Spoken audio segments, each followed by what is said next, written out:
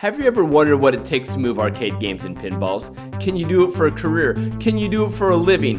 Bob Cunningham has figured out what it takes. He's been moving arcade games and pinballs for the community for many years. He's gone East Coast, West Coast, North and South, and he's figured out what it takes. So come with me and let's talk with Bob and find out what makes him a legend of arcade.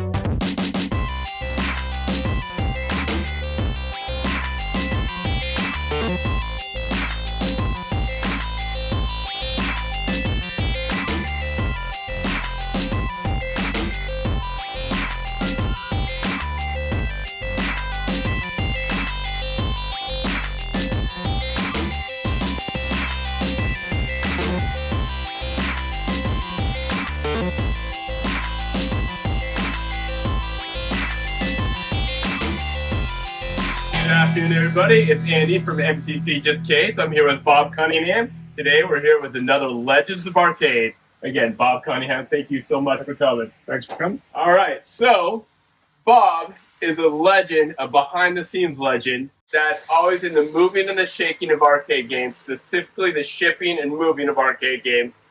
Everyone in the arcade industry community knows of Bob. We met a few years ago, and you are actively hauling arcade games as your permanent business. Is that correct? Correct. Okay. Now, that's changed a little bit. Yep, in the last year or two. Last year or two. And you are now based in Kentucky, is that correct? Yes. Yeah, my main warehouse is in Kentucky.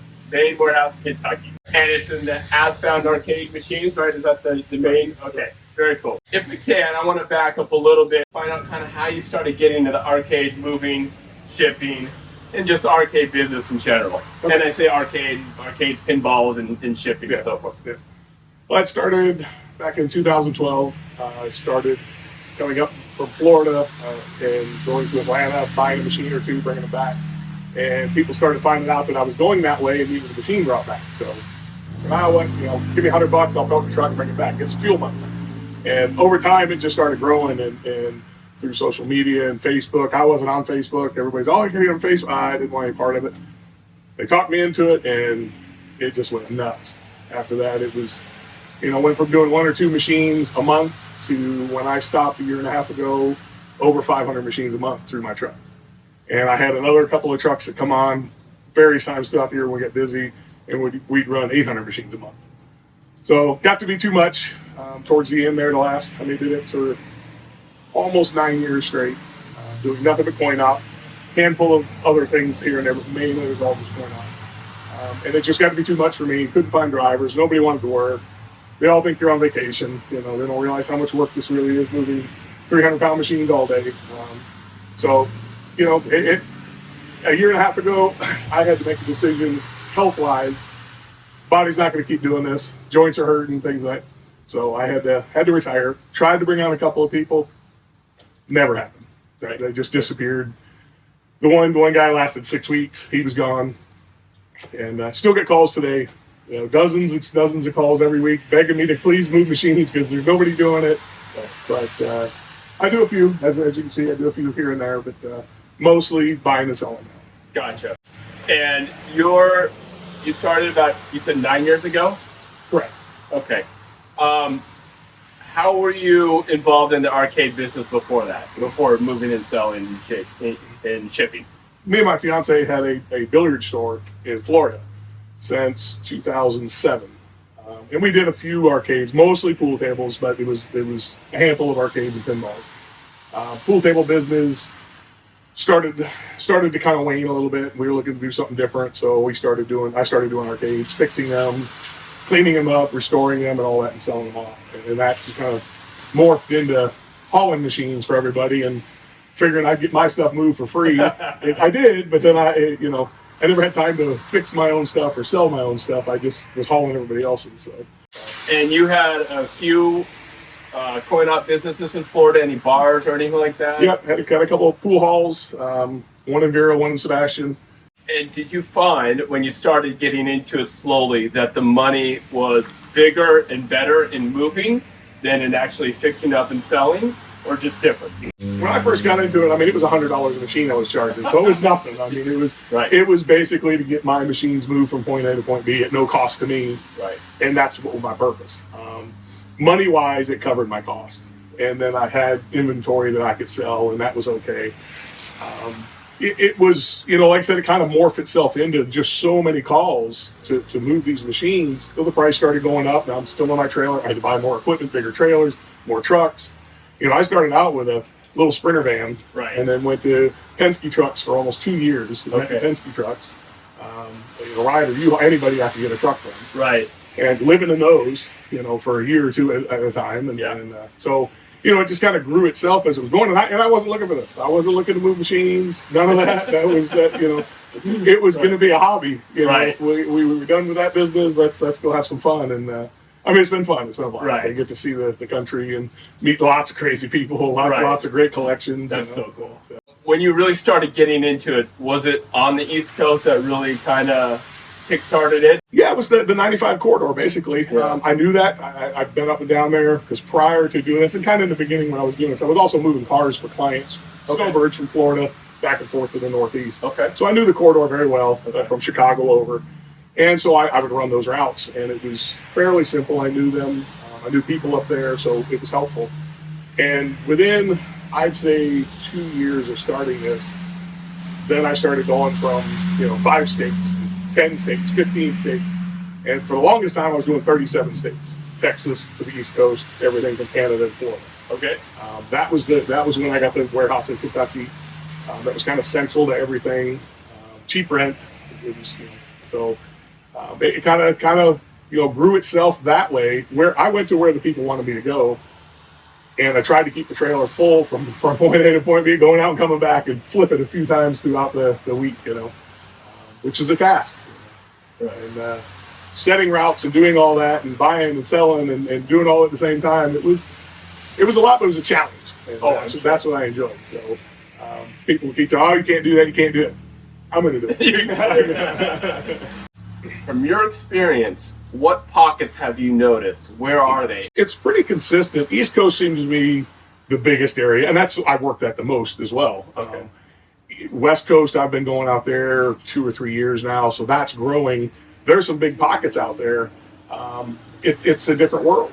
Different how they negotiate, what they have, price-wise. Everything it's across the board is different. And you get into the middle of the country, a whole nother world. Right. It's the quotas and things like that. It's it's just different how you have to talk to people and get in with them. Most won't even let you in. You got to work to get there. And but it's just, different cultures, everything about it. That's the fun part. That's so cool. It's like, cracking a safe. Right. Can we get in there? And so some work, some don't. And that's cool. We talk about prices. I found that arcade and pinball games regionally are all over the map. Do you find the same? Do you think prices East Coast, West Coast, Midwest are extremely different? In most cases, yes. Some of your basics, Miss Pac-Man and things like that, are pretty common throughout, maybe 20-30% difference in some areas, depending on condition. Right. Pinballs have certainly been the strong point in the last couple of years at least. But yeah, price point, it's, and that was kind of my edge too of buying. I can go to California, grab a truckload and bring it back because I'm loading my truck with other people's stuff that's covering that cost. I could get those machines. And they seem to be cleaner machines out west. Oh, okay. Oddly enough, but they don't have the bugs. They don't have a lot of water that we have over here. Right. And so, I could fill half my truck with my stuff and the other half with somebody else's, and it would cover my cost, and I could get them back at a reasonable rate. Right. Then, now it's $600-700 to get a game from the West Coast. For sure. For me as well. If I got a whole one, it's expensive. Right. Because now you see my trailer's only half full. That's not normal, but I'm not hauling it anymore. So there's half the trailer empty. That's quite a bit of revenue. For sure. That's not sure. brought in. So sure. That changes a lot. And the warehouses too are getting harder to find. They've been picked over many times. Right. all the guys out there that we all do this. We've all been in them, and it's it's still fun though. You get in there and it's been picked over. But you're going to find something else. You're going to find something right. else. What has been your most amazing find that you can think of? Warehouse-wise, single rail game, what's been your most amazing find? I think it was the very first one that got me into this. Okay. It was a friend of a friend type of deal. I was not in this. I was only hauling games. Yeah. A handful. I was picking, like I said, buying a couple of machines here or there, and I got a call and says, hey, this lady's wanting to sell this collection.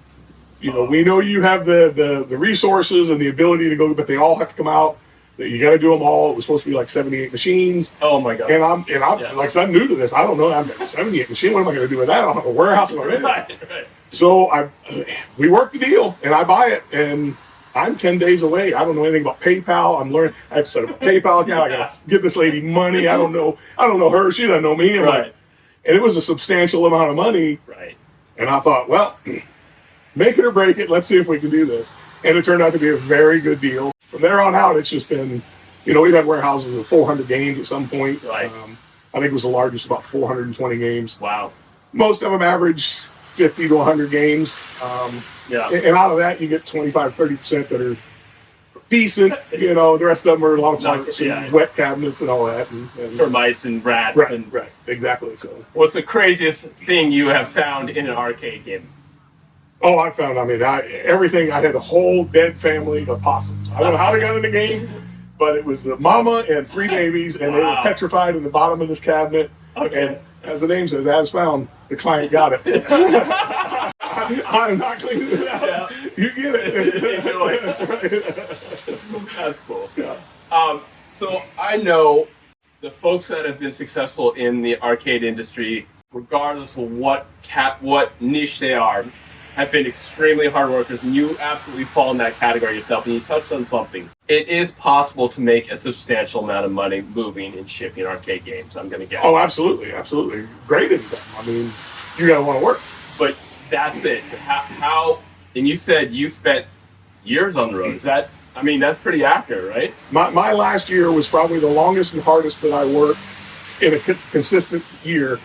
My last trip, when I retired, was 11 and a half months on the road and 168,000 miles. I don't know how many thousands of games I hauled. I didn't really count those up, but and it's 7 days a week. I don't stop. I don't take vacation. This is my vacation. I come here and enjoy it. Right. So it's a constant move. And I don't have kids. I'm not married. I have a fiance, but I'm not married. So that's a big difference. A lot of guys that come to me and want to do this, I tell them first thing to do, get divorced and don't like your kids, because they're not going to, in the end, you're going to lose both. So it's unless your wife wants to come with you. I know a couple of guys that do this, bring their family with them, but it's it's 2 or 3 times a month, or 2 or 3 times a year they do it, and make it like a vacation. It's fun, not a business. Side hustle. Right, exactly. It's fun, What expenses are you paying for? What are the hidden things? What are, besides the cost of the gas? You're always doing maintenance on your vehicles. You have, 500,000 miles, you said, on this trailer? This trailer is right at about 500,000 miles. But this is the outlet trailer. What's the specs on it?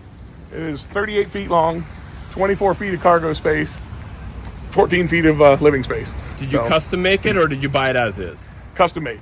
It's 7.5 feet tall. Added the extra foot. Took the dovetail out, because they all come with a dovetail. These are car haulers. So it had a hidden dovetail in them, and I took right. So okay. all the games ride flat. Very cool. All right. Upgraded to aluminum rims, 14-ply tires, which is basically miniature tractor-trailer tires. They last longer. Okay. At least for most people. I don't know about for me, but my living quarters. It's nothing fancy. It's no Ritz-Carlton. Okay. Very cool. All right. King-size bed. Whoa. That's cool. A full shower, toilet in there, sink. Little kitchenette. Yep. Very cool. Yep. All right. And how does it get its power? It's got a 4 battery bank that run pretty much everything except for high voltage stuff, hot water heaters, air conditioners, stuff like that. Refrigerators, all that stuff, all run off the batteries. Good for about 3 or 4 days. And does the alternator on the truck handle that? No, I have a generator. Oh, generator. I see it, actually. Okay. Run quiet generator in there. That runs all the heavy power stuff. Also charges the batteries. Do you have to run that on gas, or is that? Yeah, that's gas. Okay, so you have to fill it up separately. Yeah. Okay. Yeah. All right. Yeah, that's good for 2 days on 1 tank. I can run it. Okay. So we just had a little axle damage, right? Yeah. All right. Let's take a look. See what do we got here? Rear axle. They took the old lug nuts out of my old hub and tried to put them in here, and they're single use studs, and they tried to use them a second time, and so they all came loose. Ripped the rim apart. That's a new rim. Yeah. All new hub again. Everything. And just a little patchy here, right? It looks like. Yeah, it was a tire blowout in Maine. Yeah. How hard is it to park? It's not bad. Not bad. I mean, I go into Manhattan with it. Yeah. That's a trick. I mean, it's fun. I 38 feet is the longest you could do with a tandem axle, and that's why I did that, so I can get in and out of cities. Is that like a technical limitation, Yeah. or okay? Weight-wise and everything else. And you don't need a special license, right? Nope. Okay. 3-year-old trailer. 3 years old, 3 years. 500,000 miles. What about vehicles? Like, what are the expenses? You don't have to say the cost of them, but what are the expenses that you're paid for? It's just the unexpected. As of this last week, I blew out an axle in here, second time in 2 weeks. Mainly because it was shoddy workmanship that put the last one in, but still, it's $5,000 in 2 weeks that I've spent on just this. Not to mention the week down, Right. hotels, because this is in a shop. I can't stay in here because I live in the trailer everywhere I go. So Right. now I have to get hotel rooms. I mean, it's just unexpected like that. That'll run $7,000-8,000 by the time it's done. Is it still more cost effective to buy it than it is to rent these rider trucks? Oh, especially today. You're your own insurance. Is that, you told me that once before? Is I that self-insure everything inside the Right. thing. I do have truck insurance and all that. And I Right. do have coverage right? on this and contents. So if Right. if it was catastrophic, the insurance can pay for it. But machines get damaged, things happen. We had one instance where in a Penske truck, the floor leak got the bottom of the cabinets wet on 2 home use only pinballs. Oh, And needless to say, the buyer was not happy at all. of course not. I bought the machines from him, paid him back what he paid for them, and I took the machines. It just happened. I mean, it was a very expensive lesson from Ryder or Penske, but how do you know? I mean, we don't know that the floor leaks, so it just happens. I mean, that kind of stuff happens, but it's expensive. You said you'd taken a break a year and a half ago. What about the physical toll on your body, on someone looking to get into this? What can they expect? It's hard because when I started, I, like everybody else, I had a dolly, I had this, and I had little whatever that you use. But on a day-to-day basis, I increasingly got better equipment, and ramps to go over curbs. You don't think that's a big deal. My worst job was 27 machines out of a basement in Chicago in January, up a hill, put them in the truck, wrap them, do all that. And this is all by myself. So Right, get all that up right. and then go to North Carolina and deliver them down the hill into the back.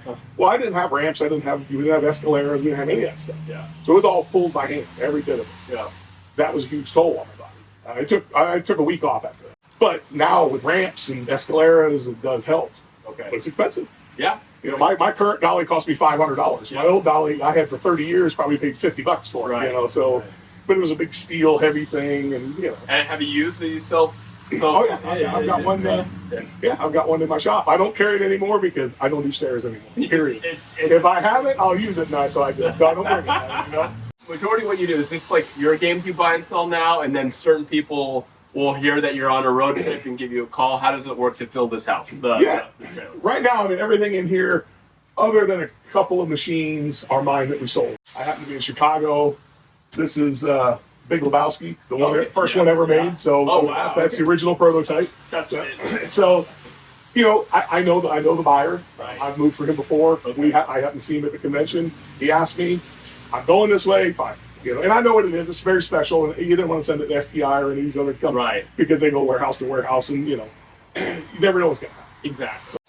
And you said you've tried to mentor and bring along a couple other folks to try and get in the business.